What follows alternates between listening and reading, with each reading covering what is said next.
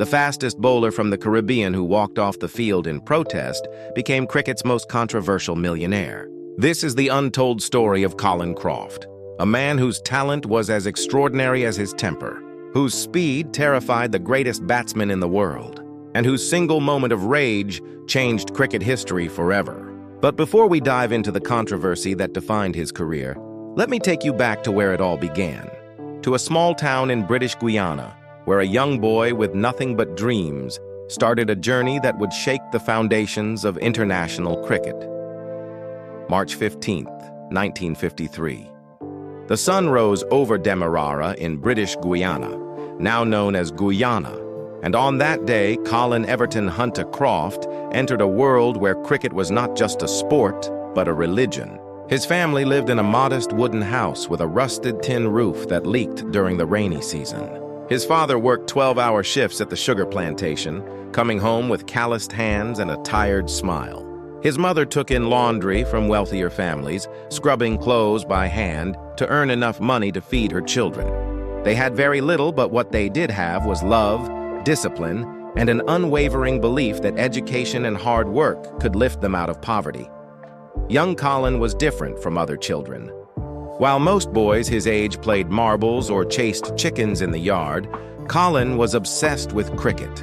He would wake up at dawn, take an old tennis ball, and throw it against the wall of his house for hours, perfecting his action, building strength in his shoulders.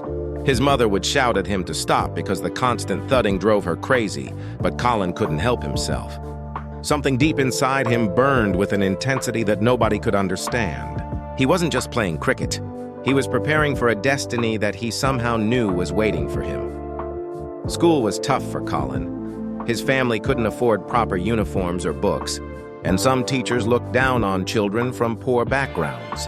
But Colin had one advantage that nobody could take away from him. He could bowl fast. Really fast. By the time he was 13 years old, Colin was bowling deliveries that older boys struggled to face. The physical education teacher at his school, Mr. Ramjeet Singh, noticed this rare talent and took Colin under his wing. Mr. Singh was a former club cricketer who understood the mechanics of fast bowling, and he saw in Colin something he had never seen before. Raw pace combined with natural accuracy, Mr. Singh became more than a coach. He became a father figure, a mentor, a believer when nobody else believed. He bought Colin his first proper cricket boots, paid from his own modest teacher's salary. He arranged for Colin to play in local club matches against men twice his age. He stayed after school hours, teaching him about seam position, wrist action, and the mental game of fast bowling. Mr. Singh told Colin something that would stay with him forever. He said, "Fast bowlers are not just athletes, they are warriors, and every ball you bowl should make the batsman fear you." This philosophy became the foundation of Colin's approach to cricket. An approach that would later cause both his greatest triumphs and his most devastating controversies. By 1972, Colin Croft was 19 years old and making his first-class debut for Guyana. The match was against Trinidad and Tobago at the Border Cricket Ground in Georgetown. Colin's family couldn't afford tickets, so they stood outside the ground listening to the commentary on a transistor radio that belonged to their neighbor. Colin took 5 wickets in that match, and one of them was a delivery that broke the stumps into 3 pieces.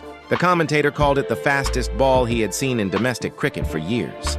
That evening, Colin returned home to find his entire neighborhood celebrating. His mother cooked the best meal she could afford, and for the first time in his life, Colin felt like his sacrifices were paying off. But success in domestic cricket was just the beginning.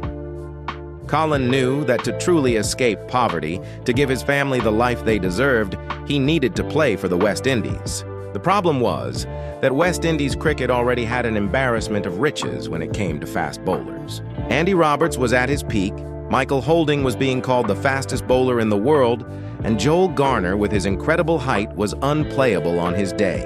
How could a young man from Guyana break into this legendary lineup? Colin's answer was simple.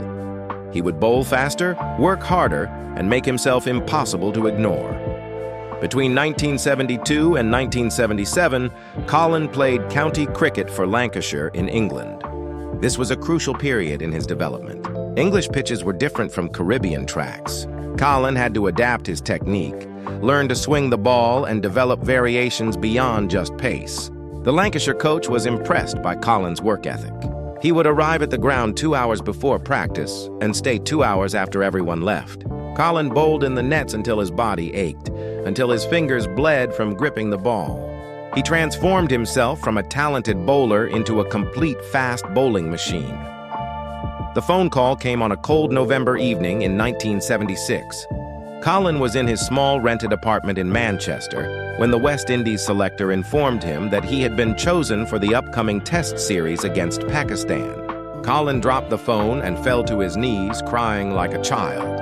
All those years of struggle, all those mornings waking up before sunrise, all those moments when he wanted to quit but pushed through, everything made sense now. He immediately called his mother, and she cried so hard she couldn't speak. His father took the phone and simply said, "We always knew you would make it, son. Make us proud." January 1977, Port of Spain, Trinidad.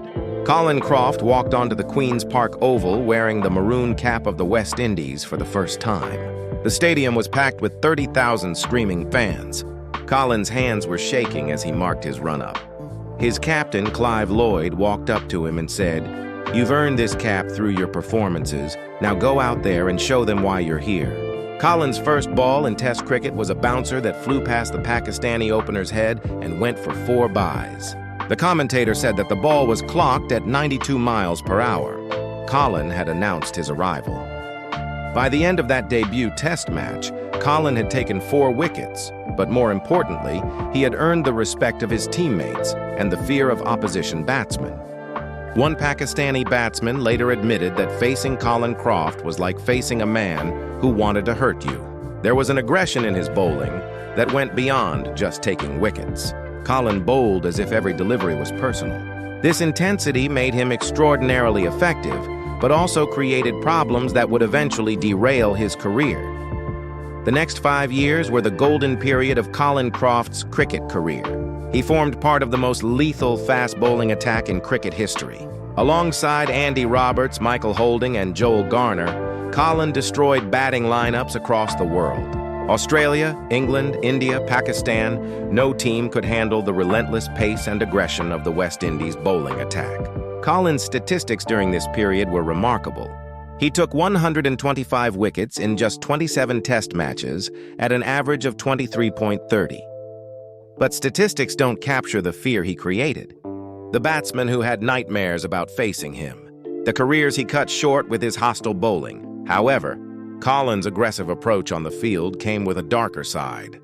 He was involved in several confrontations with umpires and opposing players. He believed that umpires were biased against West Indies bowlers.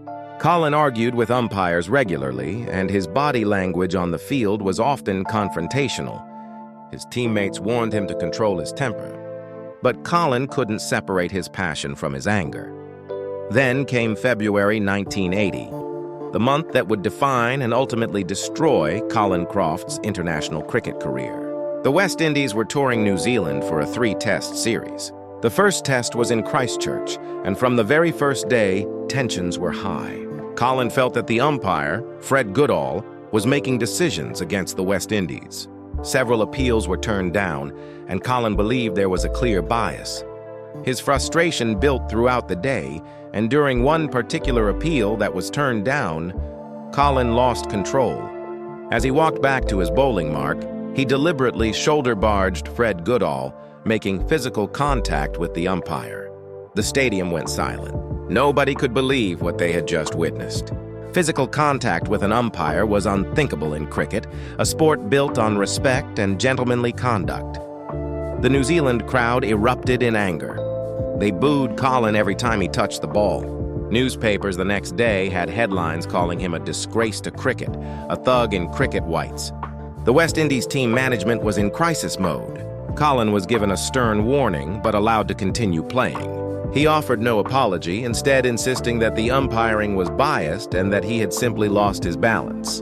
Nobody believed his explanation. The situation escalated during the second test match in Christchurch. More controversial decisions went against the West Indies. The tension reached its breaking point when Colin and Michael Holding felt that an umpiring decision was so blatantly wrong that they could no longer continue.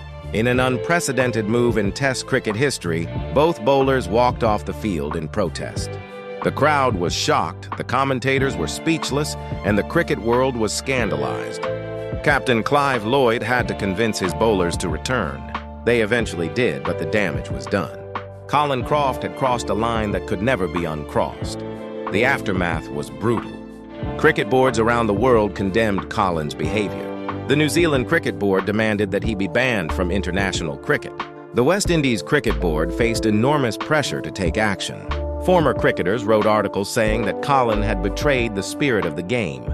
Colin found himself isolated, vilified, and facing the possible end of his international career at just 27 years old. Colin tried to defend himself, explaining that the umpiring was systematically biased and that West Indies teams had faced discrimination for years. Some people sympathized with his perspective, acknowledging that umpiring standards in that era were questionable. However, most people felt that regardless of the provocation, Colin's response was unacceptable and had damaged cricket's reputation. Colin Croft's relationship with cricket's establishment was irreparably broken.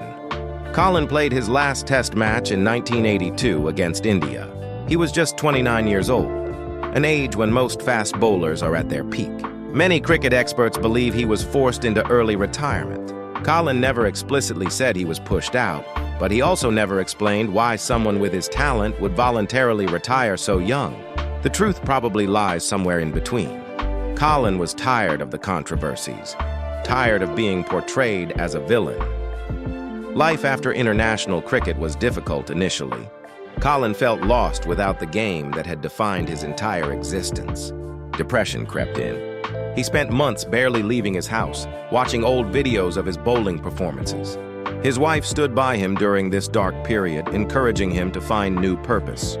The turning point came when a television network approached Colin to work as a cricket commentator. Initially, he was reluctant, thinking that people would not want to hear from someone with his controversial history. But the network believed that Colin's deep understanding of fast bowling would make him an excellent analyst. They were right. Colin's commentary was refreshingly direct. He didn't sugarcoat performances or avoid controversial topics. He explained the technical aspects of fast bowling in ways that educated viewers. Slowly but surely, Colin rebuilt his reputation through quality work and consistent professionalism. Colin also discovered a talent for business. He invested his cricket earnings wisely, purchasing real estate properties in Guyana when prices were low. He bought a commercial building in Georgetown that he rented to businesses. He invested in a transportation company. These investments grew steadily over the years, providing Colin with financial security. By the time he reached his 50s, Colin was a millionaire, not from cricket alone, but from smart financial decisions. His lifestyle today reflects his success. Colin owns a beautiful house in Guyana with ocean views, a property in Florida, and luxury cars including a Mercedes-Benz and a Range Rover. He travels frequently, attends major cricket matches, and maintains close friendships with former teammates. Despite their differences during the New Zealand controversy, Colin and Michael Holding reconciled years ago and remain good friends. Colin's family has always been his anchor. His wife has been with him through all the ups and downs. His children have successful careers and have largely stayed out of the public eye. Colin is also a grandfather now, and he says that teaching his grandchildren to play cricket brings him more joy than any wicket he ever took in international cricket. Charity work has become increasingly important to Colin in his later years. He established the Colin Croft Foundation, which provides cricket equipment and coaching to underprivileged children in Guyana. He personally visits schools and cricket clubs, sharing his story with young athletes. Colin tells these children about his own mistakes, about how one moment of anger cost him years of international cricket. He wants them to learn that talent alone is not enough. That character and self-control are equally important for long-term success. Looking at Colin Croft's life in 2025, we see a complete journey of rise, fall, and redemption. From a poor boy in Guyana who had nothing but a dream, he became one of the fastest bowlers on the planet. From the highest peaks of international cricket, he fell to disgrace after a moment of uncontrolled anger. From that low point, he rebuilt his life, found success in business and media, and transformed into a respected voice in cricket. This journey teaches us that talent opens doors, but character determines how long you can stay in the room. It shows that mistakes don't define us if we learn from them. It proves that redemption is possible for those willing to acknowledge their faults. The fastest bowler who walked off in protest has become the wise voice urging young players to stay on the field. Control their emotions and let their skills speak louder than their anger. That transformation is Colin Croft's greatest achievement and the true measure of his remarkable life. If this incredible journey from poverty to cricket legend, from controversy to redemption has inspired you, then hit that subscribe button right now because we bring you untold stories of cricket's greatest legends every week.